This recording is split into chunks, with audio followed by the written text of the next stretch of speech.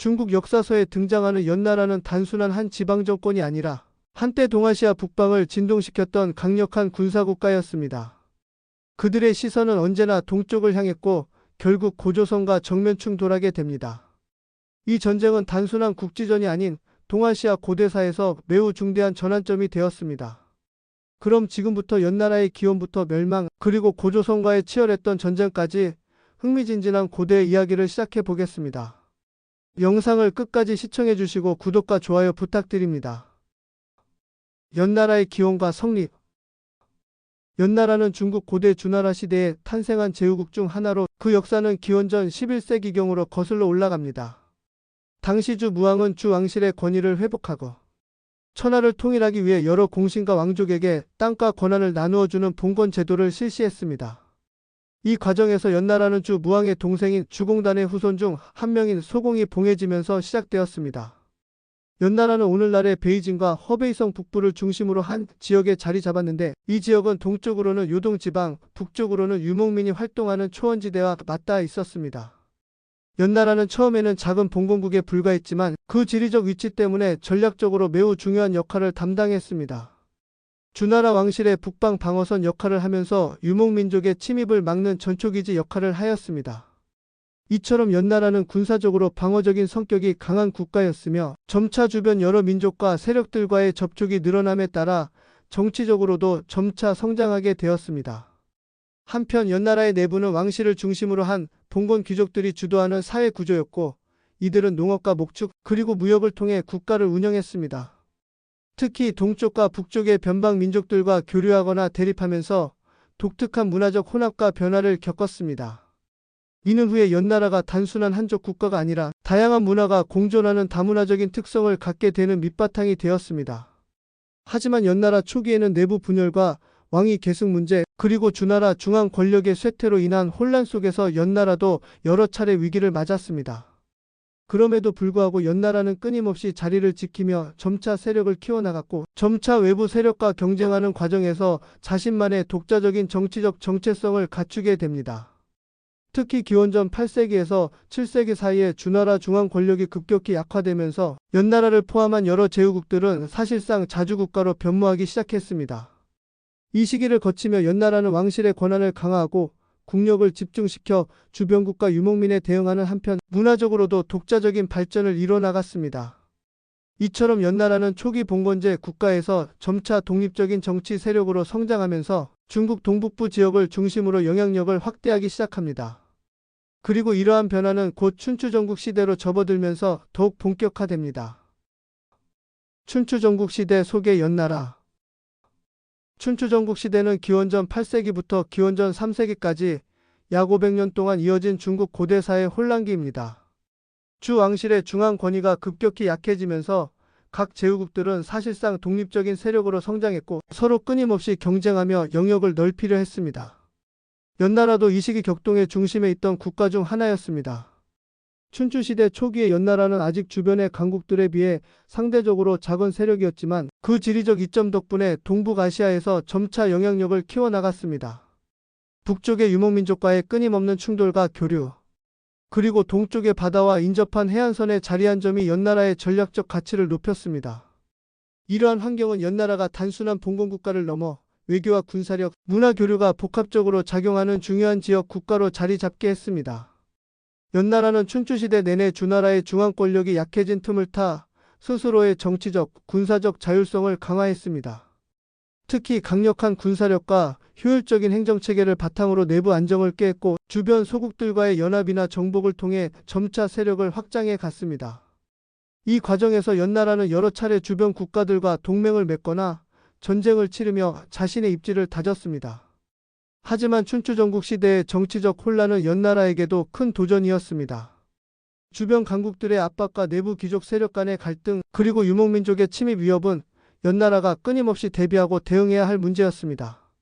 그럼에도 불구하고 연나라는 점차 안정적인 국가 체제를 확립했고 이로 인해 동방으로의 진출이 가능해졌습니다. 특히 춘추시대 말기에는 연나라가 주변의 작은 국가들을 흡수하거나 복속시키면서 동쪽과 북쪽으로 영역을 넓혔습니다. 이 과정에서 동방에 자리한 여러 민족과 부족들이 연나라의 세력권에 들어오기 시작했으며, 이는 연나라가 점차 중국 동북 지역의 주도 세력으로 성장하게 만드는 계기가 되었습니다. 하지만 연나라의 이러한 팽창 정책은 동방에 이미 자리 잡고 있던 강력한 세력, 특히 고조선과의 마찰을 불러일으켰습니다. 고조선은 당시 동북아시아에서 가장 강력한 국가 중 하나로, 연나라의 동방 진출은 곧 고조선과의 영역 충돌과 긴장으로 이어졌습니다. 이는 단순한 국경 분쟁을 넘어서 두 고대 국가 간의 문화적, 정치적 충돌을 의미했습니다. 연나라와 고조선과의 마찰. 춘추 전국 시대에 접어들면서 연나라는 동북아시아에서 점차 영향력을 확장해 나갔습니다. 특히 동쪽으로는 오늘날의 한반도 북부와 중국 요령성 일대까지 세력을 넓히려는 시도를 계속했습니다. 이 과정에서 연나라와 고조선 간의 마찰은 피할 수 없는 역사적 현실이었습니다.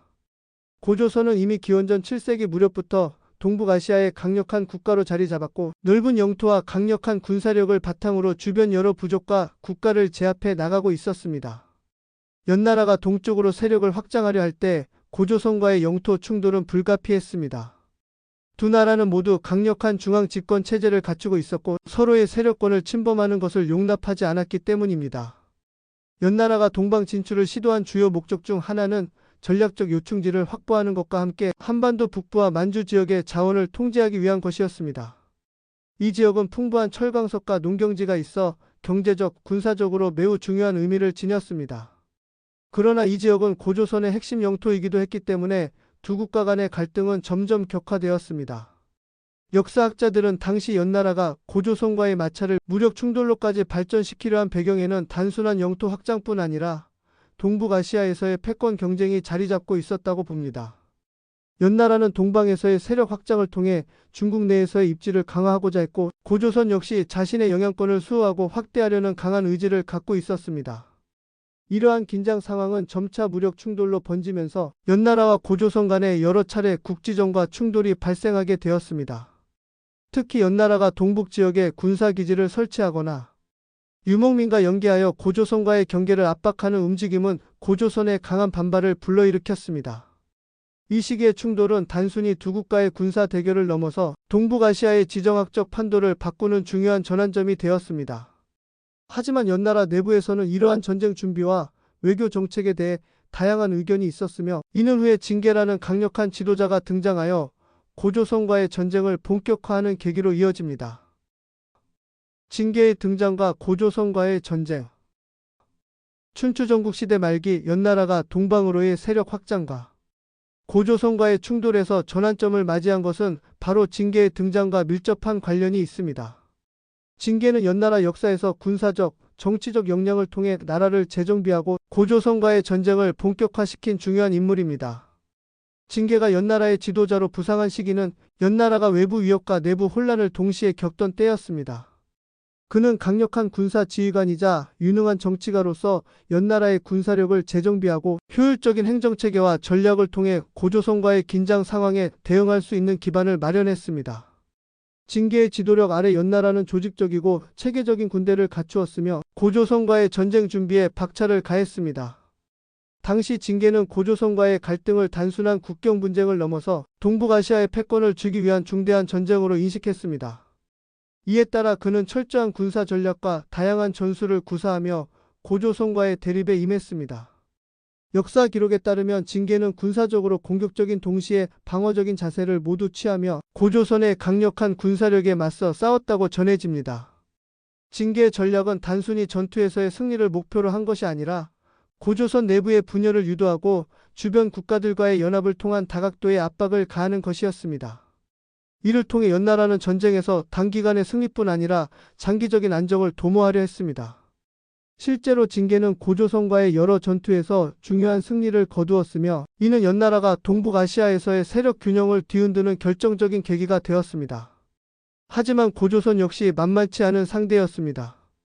고조선은 오랜 기간 강력한 중앙 집권체제와 뛰어난 군사력을 기반으로 한 방어체계를 갖추고 있었고, 징계의 군사 전략에 맞서 지속적으로 반격을 시도했습니다. 양국 간의 전쟁은 단기간에 끝나지 않고 여러 차례 교착 상태에 빠지기도 했으며, 때로는 협상을 시도하기도 하는 복잡한 양상을 보였습니다. 징계의 전쟁은 연나라 내부에도 적지 않은 변화를 가져왔습니다. 전쟁 준비와 전투 과정에서 연나라 사회는 군사화되고 중앙 권력이 강화되는 한편 전쟁의 부담은 백성들에게도 크게 작용했습니다. 이는 연나라가 춘추 전국 시대 내내 겪었던 정치, 사회적 긴장과 변화의 한 단면이기도 했습니다. 결과적으로 징계가 이끈 고조선과의 전쟁은 연나라가 동북아시아에서 강력한 군사국가로 도약하는 발판이 되었습니다. 하지만 이 전쟁이 끝난 후에도 두 나라는 완전한 평화를 이루지 못했고 이후 동북아시아는 또 다른 갈등과 세력 재편의 시기를 맞이하게 됩니다. 연나라의 몰락. 한편 연나라는 춘추 전국 시대 말기에 접어들면서 여러 가지 내외부 문제에 직면하게 됩니다. 징계가 이끈 강력한 군사력과 개혁에도 불구하고 연나라는 강력해지는 주변 강국들의 압박과 내부 권력 투쟁으로 점차 쇠퇴해 갔습니다. 당시 중국 대륙에서는 진나라가 급격히 세력을 키우며 전국을 통일하는 과정에 있었고 초나라와 제나라 등도 강력한 세력으로 부상해 연나라를 끊임없이 압박했습니다. 연나라는 진나라와 초나라 사이에서 정치적, 군사적으로 균형을 잡기 어려웠으며 각종 외침과 내부 분열로 인해 중앙 권력의 통제가 약화되었습니다. 특히 진나라가 연나라를 직접 위협하며 공격적인 팽창 정책을 펼치자 연나라는 점점 국력이 약화될 수밖에 없었습니다. 여러 차례 전쟁과 분쟁을 겪으면서 군사력은 고갈되었고 국가는 내부 혼란에 빠져 행정력과 사회 질서가 무너지기 시작했습니다. 또한 연나라 내부에서는 귀족 세력 간의 권력 다툼이 심화되어 정치적 안정성을 잃어갔습니다. 이로 인해 연나라가 외부 위협에 효과적으로 대응하는 데 한계가 드러났으며 결국 주변 강국들에 의해 점차 영토를 빼앗기고 몰락의 길을 걷게 되었습니다. 연나라의 쇠퇴는 단순히 군사적 패배뿐 아니라 그 사회 전반에 걸친 구조적 약화와 시대 변화에 적응하지 못한 결과로 평가할 수 있습니다. 마침내 진나라가 전국을 통일하면서 연나라는 완전히 역사 속으로 사라지게 됩니다. 연나라의 멸망은 춘추 전국 시대의 대변혁 속에서 자연스러운 역사적 흐름이었으며 이 시기 동북아시아의 정치적 지형은 크게 바뀌었습니다. 연나라가 사라진 자리를 진나라가 대신 통일하였고 이후 중국의 통일 제국 시대가 열리게 되지만 고조선은 이 변화 속에서 여전히 독립성을 유지하며 한민족 국가로서의 기반을 다지는 중요한 역할을 계속 수행했습니다. 영상을 끝까지 시청해 주셔서 감사합니다. 구독과 좋아요는 영상 제작에 큰 힘이 됩니다.